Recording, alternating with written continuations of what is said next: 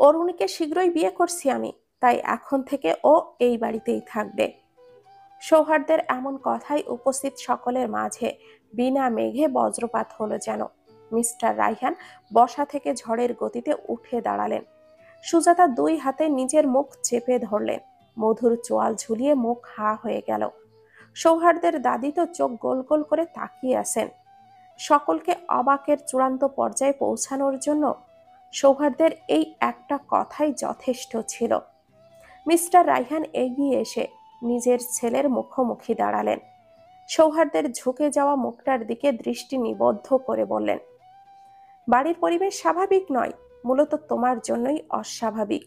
তোমার স্ত্রী নিখোঁজ, তোমার অনাগত সন্তান সম্পর্কে তুমি অনিশ্চিত, কোনো খোঁজ পাচ্ছি না এখনো মেয়েটার।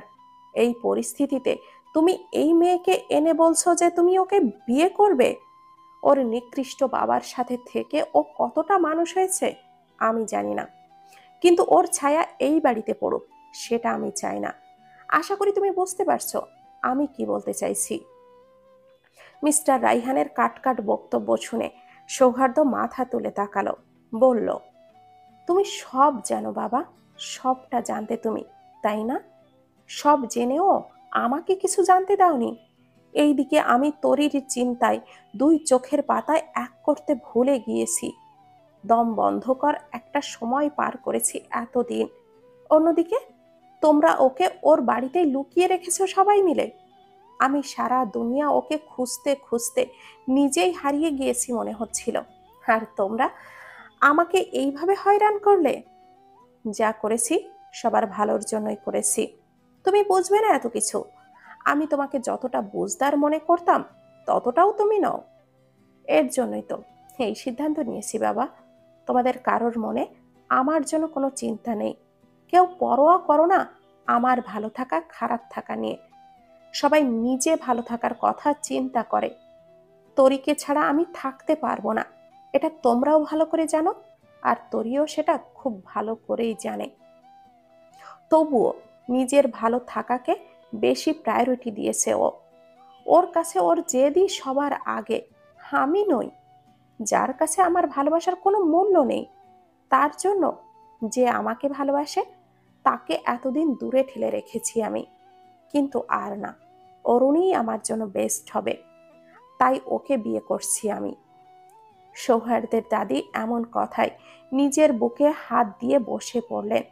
চোখ মুখ খিচে বললেন, আল্লাহ, এই দিন দেখনের আগে আমারে উঠাইয়া নিলা না কেন?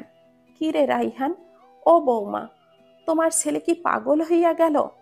এমন নাজায়েজ কাম কাজ কেমনে করবে ও? নিজের বউয়ের বড় বোনকে! সি সি সি সি, এই দিন দেখার জন্য এতদিন বাচ্চা ছিলাম আমি। সৌহার্দ্য বলল, সমস্যা নেই দাদি, অরুণীকে বিয়ের আগে তরিকে ডিভোর্স দিয়ে দেব। কথা শেষ হওয়ার আগেই সৌহার্দ্যের বাঁ গালে সশব্দে একটা চড় পড়ল।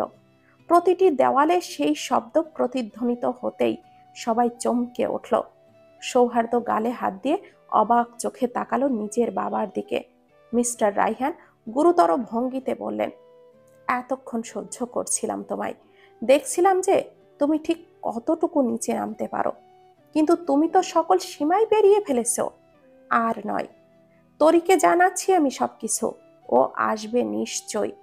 এর পরেও যদি তোমার সিদ্ধান্ত না বদলায় তাহলে ভুলে যাব যে তোমার কোনো বাবা ছিল, আর আমি তোমার বাবা নই। মিস্টার রাইহান নিজের ঘরে চলে গেলেন। সুজাতা সৌহার্দ্যের দাদির পাশে মাথায় হাত দিয়ে বসে রইলেন। মধু চরম বিরক্তি নিয়ে সৌহার্দ্যের দিকে তাকিয়ে বলল, এই মেয়েটা নিশ্চয়ই কিছু বলে তোমাকে আবারও ভাসিয়েছে, তাই না? আজকে যদি তরি আর ভাইয়ার মধ্যে কোনো ঝামেলা হয় তাহলে এই জঘন্য মেয়েটাকে এখানেই পুঁতে ফেলবো আমি বলে দিলাম। মধু অরুণীর দিকে অগ্নি দৃষ্টিতে তাকিয়ে রাগে ফোঁসফোঁস করতে করতে চলে গেল। অরুণী হতভম্ব হয়ে তাকিয়ে রইল সৌহার্দ্যের দিকে। ও ভাবতেও পারেনি সৌহার্দ্য এমনভাবে সবার সামনে কথা বলবে। সৌহার্দ্য অসহায় ভঙ্গিতে দাঁড়িয়ে আছে। কি করবে ও? কেন তরিকে এতটা ভালোবাসে সেটা ও নিজেও জানে না, কেন অরুণী নামক অভিশাপকে নিজের জীবনে জড়িয়েছিল। আজ ওদের জীবন শেষ করার জন্য অরুণী উঠে পড়ে লেগেছে। এখন আফসোস হচ্ছে, বাধ্য হয়ে অরুণী কথা শুনতে হচ্ছে ওর, নয়তো তরিকে বাঁচতে দেবে না ওরা। কিন্তু সৌহার্দ্য এত কাঁচা কাজ করবে না। মনে মনে অনেক বড় একটা দাবার ছক এঁকে রেখেছে সে, সেই অনুযায়ী কাজ করবে। অরুণী আর ওর বাবাকে জব্দ করার জন্যই বেশ বুদ্ধি খাটিয়ে কাজটা করতে হবে ওকে। কিন্তু এখন তরি এলে ওকে কিভাবে হ্যান্ডেল করবে সেটা মাথায় আসছে না। নিজে তো বাবার হাতে থাপ্পড় খেয়ে বসে আছে, তরিও তো সৌহার্দ্যের মুখে এইসব কথা সহ্যই করতে পারবে না। ওকে সবটা বুঝিয়েও বলা যাবে না। না, কাউকে বলা উচিত হবে না নিজের প্ল্যান সম্পর্কে, শুধু প্রহরকে জানাবে বলে সিদ্ধান্ত নিল সৌহার্দ্য। ভাবনার মাঝেই বাইরে গাড়ির হর্নের আওয়াজ শুনতে পেল সৌহার্দ্য। তরি চলে এসেছে এত তাড়াতাড়ি। তরির মুখোমুখি হবে ভাবতেই গলা শুকিয়ে এলো ওর। অরুণী মনে মনে কুটিল হেসে ভাবল, এখন জমবে আসল খেলা। তোর মন ভাঙতে দেখার তাড়া সহ্য হচ্ছে না আমার অরিত্রী, আর একটু তাড়াতাড়ি আয়। তরি আস্তে হাঁট, এই সময়ে এইভাবে ছোটাছুটি করিস না, ধীরে সুস্থে চল, কোনো বিপদ ঘটলে। অর্ণবের কথা কানে ভেসে আসতেই সৌহার্দ্য পেছনে ফিরে তাকালো। অরুণী আর উপস্থিত সবাই মেইন দরজার প্রতি দৃষ্টি নিবদ্ধ করলো। মিস্টার রাইহান আর মধু ছুটে এলো নিজেদের ঘর থেকে। নিজের শ্রান্ত দুর্বল দেহটা নিয়ে তরি দরজার পাশে দেওয়ালে হাত ভর দিয়ে সবার সামনে এসে দাঁড়ালো। মিস্টার রাইহান বাদে সবাই চমকে উঠল তরিকে দেখে। সৌহার্দ্য বিস্মিত চোখে তাকিয়ে কয়েক পা পিছিয়ে গেল। তরি আগের মতোই সাধারণ একটা সুতি শাড়ি পরে এসেছে। অসাধারণত্বের কিছুই নেই ওর সজ্জায়, কিন্তু তরির উঁচু ওদরটা তাকে গর্ভধারিণীর এক মর্যাদাবান সত্তায় পরিণত করেছে। সৌহার্দ্যের বিস্ময় মাখানো চোখ দুটো অশ্রুপূর্ণ হয়ে গেল যেন মুহূর্তেই। এটা কিভাবে সম্ভব? তরি বাচ্চাটা নষ্ট করেনি। তরির উঁচু এই গর্ভ তো এটাই প্রমাণ করছে যে সে 6 বা 7 মাসের গর্ভবতী। তরি নিভু নিভু চোখে সবার দিকে একবার তাকাতে তাকাতে দেওয়ালে পিঠ ঠেকিয়ে দাঁড়ালো। ক্লান্তি ভঙ্গিতে জোরে জোরে শ্বাস ফেলতে লাগলো। অর্ণব ওর বাহু ধরে বলল, কথা শুনতে বলেছিলাম, এভাবে ছুটে আসার কি দরকার ছিল? নিজের না হলেও তোমার অনাগত বাচ্চাটার কথা তো ভাবতে পারো। তুমি তুমি সরো আমার সামনে থেকে। আমি সৌহার্দ্যের সাথে দেখা করতে এসেছি, ওর সাথে কথা বলবো আমি। বলেই অর্ণবকে ধাক্কা দিয়ে সরিয়ে ভেতরে প্রবেশ করলো তরি। সবার মাঝখান থেকে ওর দৃষ্টি সৌহার্দ্যের ওপরেই পড়ল সবার আগে। সেটা বুঝতে পেরে সৌহার্দ্য নিজের চোখের পানিগুলো আড়ালে মুছে ফেলল। তরি এগিয়ে আসতে আসতেই বলল, কি বলছিলে তুমি? আমাকে ডিভোর্স দেবে এই অরুণীর জন্য? এইবার কোনো জাল ফেলেছে ও আবার, তাই না? আমাকে মেরে ফেলবে বলেছে, তাই না? মুখ সামলে কথা বল অরিত্রী। অরুণীর কথায় কপট হেসে তরি বলল, তুমি তা ডিজার্ভ করলে বলতাম, বুঝতে পেরেছ? এতটা নিচে না নামলেও পারতে। জোর করে কখনো কোনো সম্পর্ক তৈরি করা যায় না। সৌহার্দ্যের জীবন থেকে চাঁদকে সরানোর চেষ্টায় তুমি কোনো দিনও সফল হবে না। তরির দিকে পূর্ণ দৃষ্টিতে তাকিয়ে কম্পিত কণ্ঠে সৌহার্দ্য বলল, অরুণীর কোনো কথা শুনে আমি কিছু করছি না। যা বলেছি আমি যা জেনে বুঝে নিজের ইচ্ছাই করেছি। আর অরুণীকে বিয়ের সিদ্ধান্ত আমি স্বেচ্ছায় নিয়েছি, ওর কোনো কথা শুনে নয়। তরি ভুরু কুঁচকে তাকালো সৌহার্দ্যের দিকে, তপ্ত শ্বাস ফেলে বলল, তুমি আমাকে ভুলতে পারো না সৌহার্দ্য। তোমার জীবন আমি ছাড়া শূন্য। আমার প্রতি তোমার ভালোবাসা প্রতিটা মুহূর্তে অনুভব করি আমি। আমি সিদ্ধান্ত নিয়েছিলাম অ্যাবর্শন করানোর, কিন্তু আমি পারিনি, আমার দ্বারা সম্ভবই হয়নি জানো। তাই নিজেকে আড়াল করে রেখেছি সবার থেকে, শুধুমাত্র তোমার সন্তানটাকে বাঁচাবো বলে। নয়তো এই অরুণী বা ওর বাবা আমাদেরকে বাঁচতে দেবে না।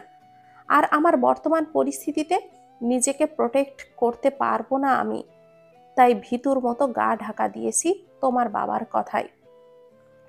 তোমার সাথে শেষবার কথা হবার সময় আমি বলেছিলাম আমি ফিরে এলে তুমি আমায় ফিরিয়ে দিতে পারবে না, কারণ আমি তোমার সন্তানকে নিয়েই তোমার কাছে ফিরে আসতাম। তখন ওরা আমার ক্ষতি করতে পারতো না। আর তুমি এই অরুণীকেই এখন বিয়ে করতে চাইছো?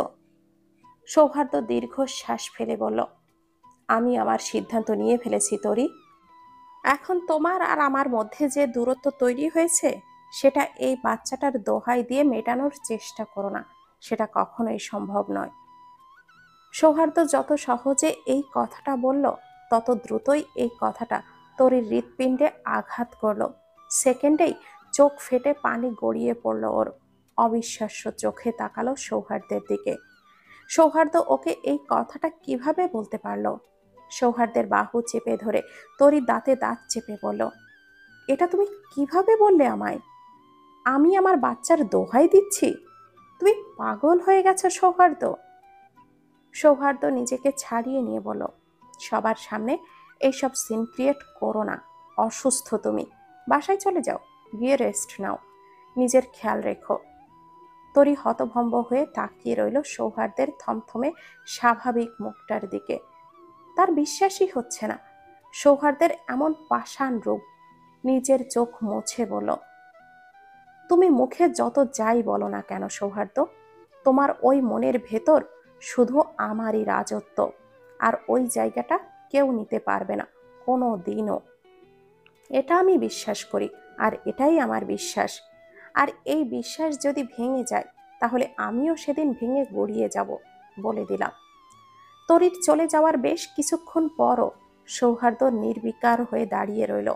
সৌহার্দ্যের ভাবলেশহীনতায় মধু যার পর নেই অবাক হলো।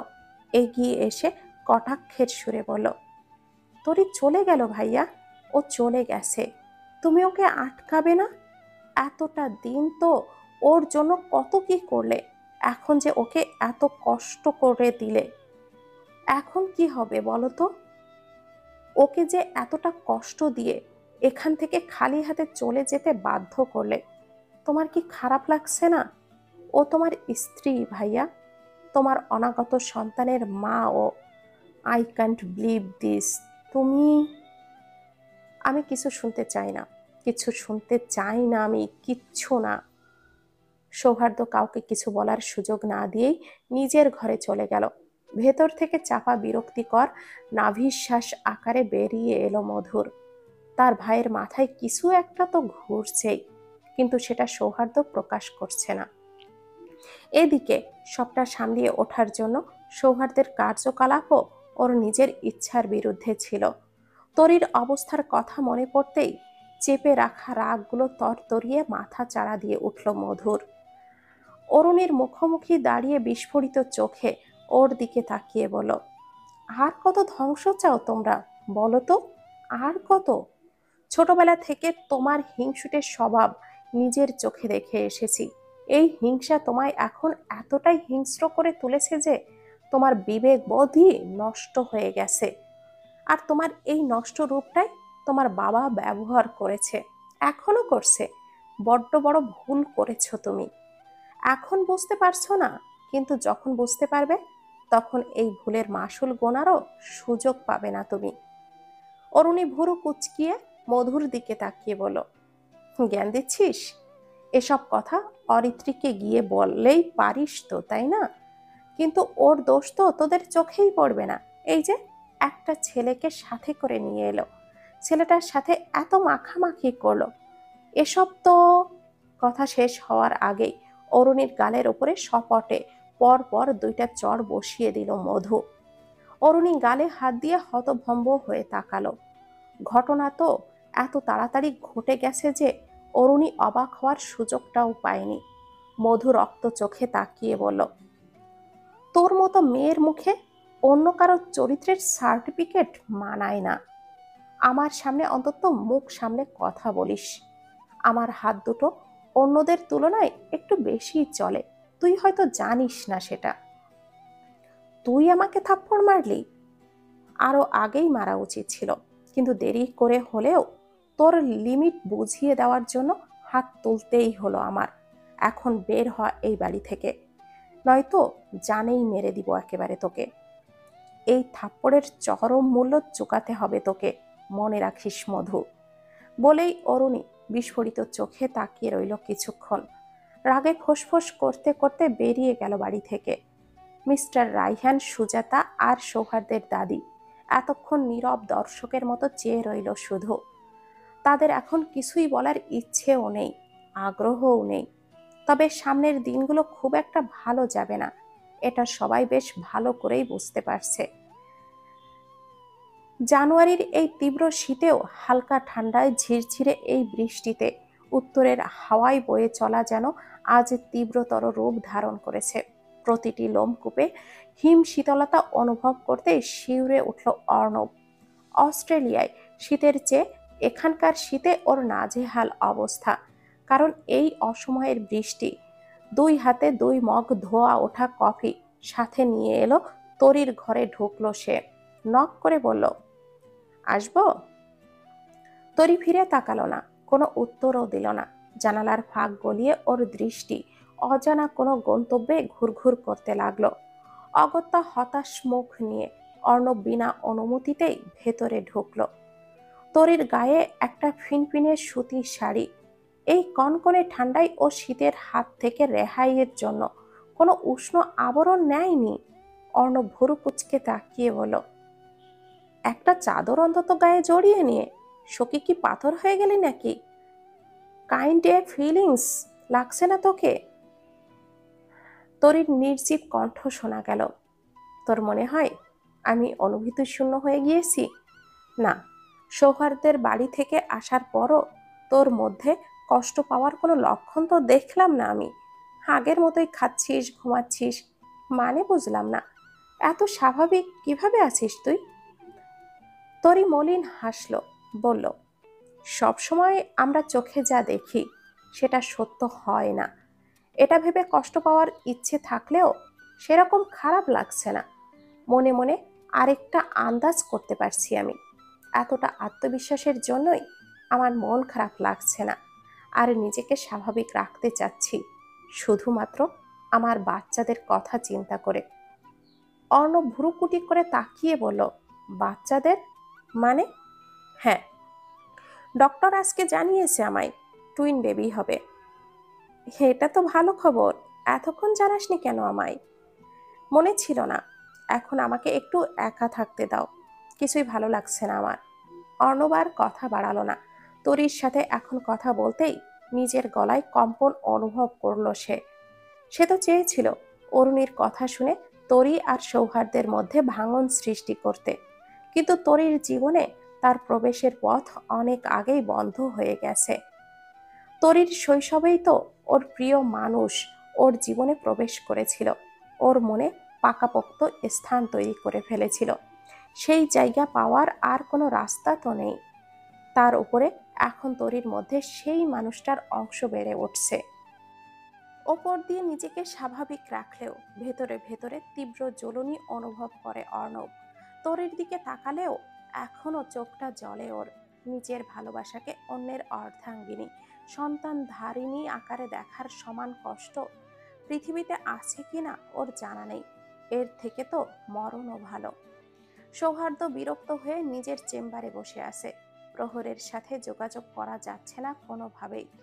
এই মুহূর্তে ওর সাহায্য সবচেয়ে বেশি প্রয়োজন, তাও ও নেই। চরম বিরক্তি নিয়ে নিজের চেম্বার থেকে বেরিয়ে গেল সৌহার্দ্য।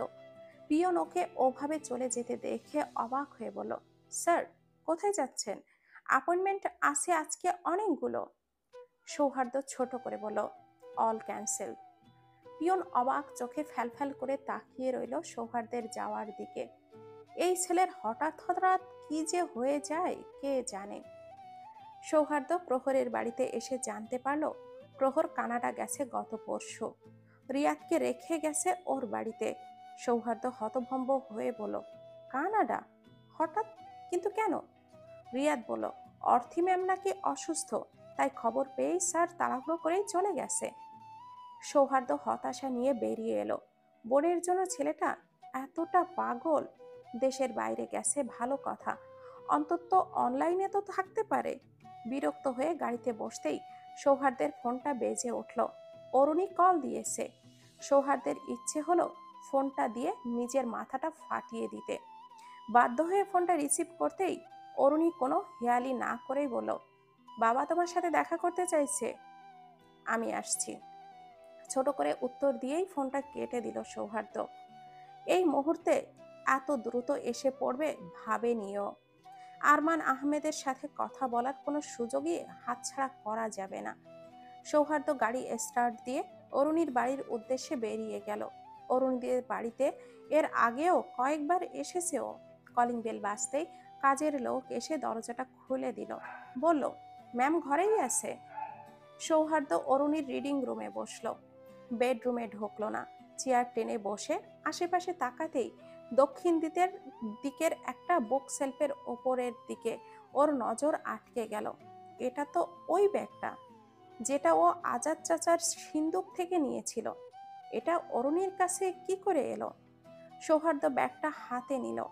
ভেতরের জিনিসগুলো দেখে নিশ্চিত হলো এটাই সেই ব্যাগ। সৌহার্দ্য অবিশ্বাস্য চোখে তাকিয়েছে ব্যাগটার দিকে।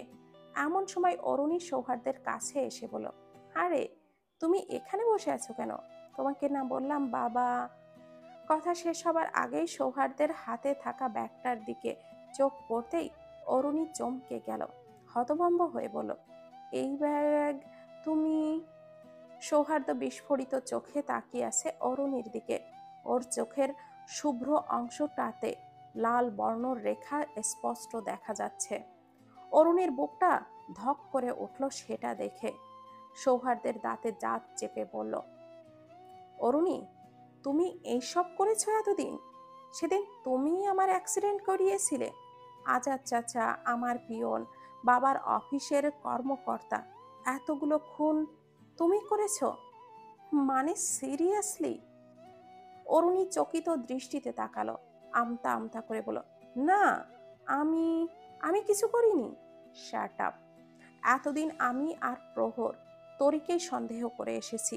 তোমার কথা তো আমার ভাবনাতেও আসেনি, আর ভাবতেও পারিনি, কারণ তোমার এসবে ফোবিয়া ছিল।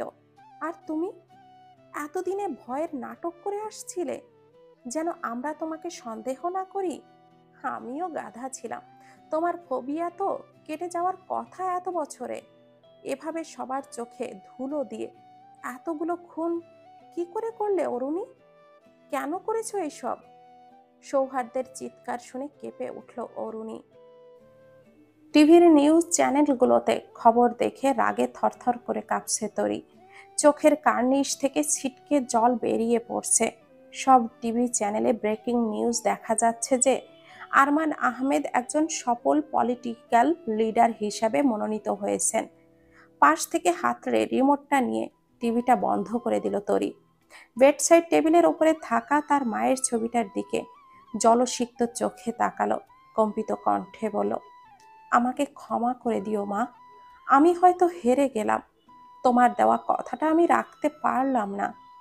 ছবিতে চওড়া হাসি ঝোলানো মানুষটা শুনল কি না কে জানে। তরি নিজের ঘর থেকে বেরিয়ে মিস্টার আফনাদের ঘরে গেল। তিনি নিজের ইজি চেয়ারে গা এলিয়ে দিয়ে বসে আছেন। চশমাটা কপালে তুলে সিলিংয়ের দিকে তাকিয়ে আনমনে কিছু একটা ভাবছেন তিনি। তরি বাবার পায়ের কাছে হাঁটু গেড়ে বসল। বাবার কোলে মাথা রেখে নিঃশব্দে কাঁদতে লাগলো সে। মিস্টার আফনাদ হঠাৎ চমকে উঠলেন যেন। সোজাও হয়ে বসে চোখের মোটা ফ্রেমের চশমাটা পরলেন। তরির মাথায় হাত রাখলেন পরম যত্নে। তরির চোখের মোটা অশ্রু কণাগুলো ওনার হাঁটুতে পড়ছে।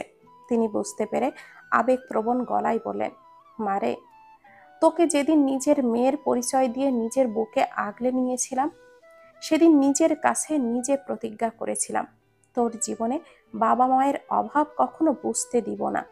তোর সব চাওয়া পাওয়া পূরণ করব। তোর সাথে রক্তের সম্পর্ক না থাকলেও মায়ার একটা অদৃশ্য বন্ধনে আমি বাধা পড়ে গিয়েছিলাম। তোর বাবার অভাব পূরণে সফল হলেও তোর মায়ের অভাবটা সারা জীবনই রয়ে গেছে। আমি বুঝতে পারতাম মোহনা তোকে পছন্দ করতো না, কষ্ট দিত। তুইও কখনো নিজের দুর্বল খোলসের নিচে থাকা কঠোর রূপটা কাউকে দেখাতে চাসনি। কিন্তু আমার নিজেকে সবসময়ই ব্যর্থ মনে হতো। তাই তুই আমার কাছে যা আবদার করতি আমি সব পূরণ করতাম। তোর অন্যায় আবদারগুলোর বিরুদ্ধেও আমি তোকে কখনো কিছুই বলিনি। যদিও মোহনা দেরি করে হলেও তোকে আপন করে নিয়েছে। আমার তখন মনে হচ্ছিল তোর আসল পরিচয় আগেই ওকে বলে দেওয়া উচিত ছিল। তাহলে তোর শৈশবটা সুন্দর কাটত, মায়ের আদর থেকে বঞ্চিত হতে হতো না। এখন তোকে এইভাবে কাঁদতে দেখলে তোর মা কিন্তু বাড়ি মাথায় তুলে ফেলবে। এমনিতেও তোর প্রতি ওর পসেসিভনেস দিন দিন বাড়ছে। মিস্টার আফনাদের কথা শুনে তরির নাক টেনে পুনরায় ফুপিয়ে কেঁদে উঠল। বলল, আমি আসলেই ব্যর্থ। ওই লোকটার সাথে পেরে ওঠার কোনো ক্ষমতা আমার আর রইল না। মিস্টার আফনাদ এবার একটু নড়ে চড়ে বসলেন। এই সুযোগটা কাজে লাগিয়েই তরিকে তার বোঝাতে হবে। উচিত অনুচিত ভুলে যে প্রতিশোধ স্পৃহা তরির মস্তিষ্ক জুড়ে ঘুরছে, সেটা দমন করার প্রকৃত সময় এখনই। এই সময়টার উত্তম ব্যবহার মিস্টার আফনাদ করবেন বলে সিদ্ধান্ত নিলেন। শান্ত গলায় বললেন, তুই ডক্টর আরমান আহমেদকে শাস্তি দিতে চেয়েছিলি, এতে আমি কখনো তোকে বাধা দেইনি। যদিও এটা অনুচিত ছিল তোর কাছে এটা, কারণ তোর যুক্তি ঠিক ছিল। আরমান আহমেদ এখন সমাজের গণ্যমান্য ব্যক্তি। অসংখ্য হাসপাতাল প্রতিষ্ঠা করার পাশাপাশি অনেক চ্যারিটি, আশ্রম, স্কুল, কলেজ ওনার অনুদানে চলে। তার ভালো মানুষের এই শেকড় বহু গভীরে, যা উপড়ে তোলার ক্ষমতা নেই কারো। ওনার বিরুদ্ধে আঙ্গুল তোলা মানে সমাজে ওর প্রতিষ্ঠিত ভালো মানুষের বিরুদ্ধে যাওয়া। আর এখন তো সে নিজের পাকাপোক্ত অবস্থান তৈরি করেই ফেলেছে। এখন এটাই ভালো হবে যে তুই ওকে নিয়ে চিন্তা ভাবনা করিস না আর। অতীতকে অতীতের জায়গায় রাখ, ভুলে যা অতীত। নিজের ইচ্ছেকে মাটি চাপা দিয়ে দে এবার। তরি অবাক হয়ে তাকালো মিস্টার আফনাদের দিকে। সে বিশ্বাস করতে পারছে না এই মানুষটা ওকে কোনো কাজে বাধা দিচ্ছে। তাই সে বিস্মিত চোখে তাকিয়ে বলল, বাবা, তুমি কথা বলছো? সারা জীবন আমার হ্যাঁতে হ্যাঁ মিলিয়ে আর নাতে না মিলিয়ে এসে আজ তুমিই বলছো ওই লোকটাকে ছেড়ে দিতে? মিস্টার আফনাদ হতাশা মিশ্রিত দীর্ঘশ্বাস ফেলে বললেন, আমি তোকে বলিনি ওনাকে ছেড়ে দিতে। আমি শুধু বলেছি তোর অতীতটাকে ভুলে যা। মানুষ পৃথিবীতে সবসময় ন্যায় বিচার প্রতিষ্ঠা করতে পারে না। বাধা প্রতিকূলতার কাছে হার মানা মানেই হেরে যাওয়া নয়। কিছু কিছু বিচার কুদরতের হাতেও ছেড়ে দিতে হয়। উপরওয়ালা মানুষকে তার সব কাজের যথার্থ প্রতিদান দেন। সবটা এক সাইডে রেখে তুই একবার নিজের কথা ভাব, নিজের ভবিষ্যৎকে নিয়ে ভাব। তোর এই প্রতিশোধের স্পৃহার শেষ পরিণতির জন্য তোর সন্তান মাতৃহীন হবে, সারাটা জীবন ভুগবে। সমাজে ওকে শুনতে হবে ওর মা খুনি ছিল। কেউ কখনো ভালো মন্দ বিচার করতে আসবে না। তারা যা দেখবে ও শুনবে তাই বিশ্বাস করবে। তাই সব দিক বিবেচনা করলে আমার বলা কথাটাই কিন্তু যৌক্তিক। তরি মলিন মুখে বলল, আমি ছেড়ে দিলেও উনি আমাকে ছাড়বে না বাবা। সৌহার্দ্যকেও তো বোঝাতে পারছি না ওর সাথে আমার দূরত্ব কোনোদিনও আর হয়তো মিটবে না। মিস্টার আফনাদ তরির চোখ মুছে দিয়ে বলেন, অতীতটাকে সম্পূর্ণ ভাগ্যের উপরে ছেড়ে দে মা। ধরে নে সৌহার্দ্যও তোর অতীতের একটা অংশ। এখন তোর জীবনটা শুধুই তোর সন্তানের জন্য। তুই বাঁচবি তোর সন্তানের জন্য। ডক্টর আরমানের নাগালের বাহিরে পাঠিয়ে দিব আমি তোকে। তুই নিশ্চিন্ত থাক। মিস্টার আফনাদের কথা শুনে কেন যেন তরির মনটা অনেকটাই হালকা হয়ে গেল। সে বাবার দিকে তাকিয়ে শুকনো হাসল। হাসিতে প্রাণ না থাকলেও নিশ্চিন্ত একটা অনুভূতি ছিল তার। হঠাৎ মোহনার ডাক পড়ল, তরি, কই গেলি? তোর জন্য আচার আনিয়েছি, দেখে যা। তরি বাবার দিকে এক পলক তাকিয়ে ধীর গতিতে ঘর থেকে বের হয়ে গেল। মিস্টার আফনাদ ওর যাওয়ার দিকে তাকিয়ে ভাবতে লাগলেন, সামনে তার অনেক কাজ বাকি। সৌহার্দ্য নিজের দুই হাতে নিজের চুল খামচে ধরে বসে আছে। অরুণী ইতস্থ করে ওর কাছাকাছি একটা চেয়ারে বসলো।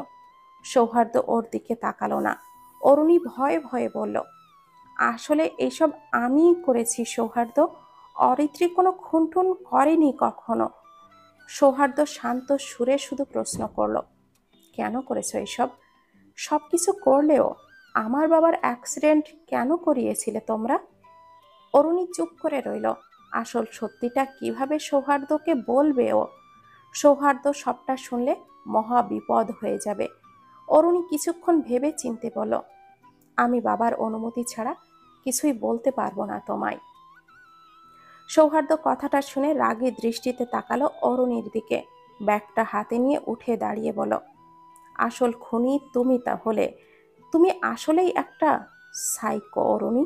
তোমার বাবা তোমাকে এমন বানিয়ে নিজের স্বার্থ সিদ্ধির জন্য ব্যবহার করেছে, কিন্তু সত্য কখনো চাপা থাকে না।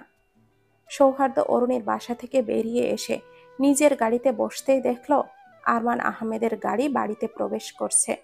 সৌহার্দ্য ঘৃণিত চোখে তাকিয়ে থেকে গাড়িটা স্টার্ট দিল। হাতে থাকা ব্যাগটার দিকে তাকিয়ে দেখল একবার। সে জানে না এটার ভিতরে কি এমন জিনিস আছে যাতে ওর মনের সকল প্রশ্নের উত্তর আছে। হয়তো অজানা রহস্যের সমাধান এটার মধ্যেই আছে, যা তোরিও এখনো জানে না।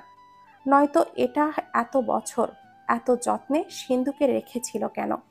আর অরুণীই বা এটা ওর হাতে যাওয়ার আগেই সরিয়ে ফেলছিল কেন?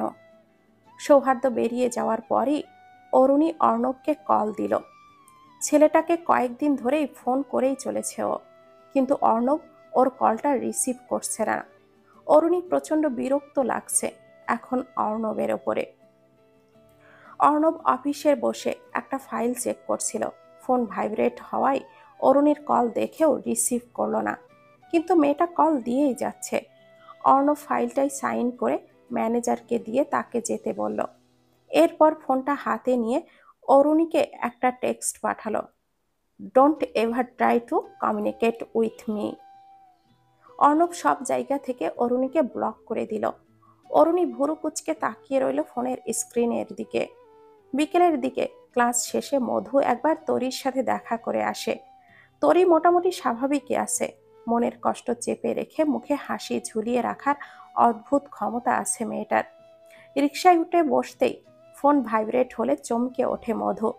ফোনটা হাতে নিয়ে দেখে প্রহর হোয়াটসঅ্যাপে কল দিচ্ছে বারবার। রাগে গাটা রি করে ওঠে মধুর। টানা 7 বারের পর 8ম বারে বিরক্ত হয়ে ফোনটা রিসিভ করে সে। শোনা যায় প্রহরের কণ্ঠ, ফাইনালি তোমরা 2 ভাই বোন একই পদার্থ দিয়ে তৈরি, তাই না কি? একজনও ফোন রিসিভ করছো না কেন? আশ্চর্য। মধু প্রহরের মুখে এমন কথা শুনে স্থান কাল সময় ভুলে ভেতরে পুষে রাখা সকল রাগ উগলে দিল। তোর ফোনের মুখে জুতা। তোর ফোন আছে, ইউজ করস তুই ফোন? তোর মতো পাবলিকের ফোন ব্যবহার কোনো অধিকার নেই, বুঝলি? দরকারের সময় তো মঙ্গল গ্রহে চলে যাস। দেখ, রাগ উঠাবি না একদম।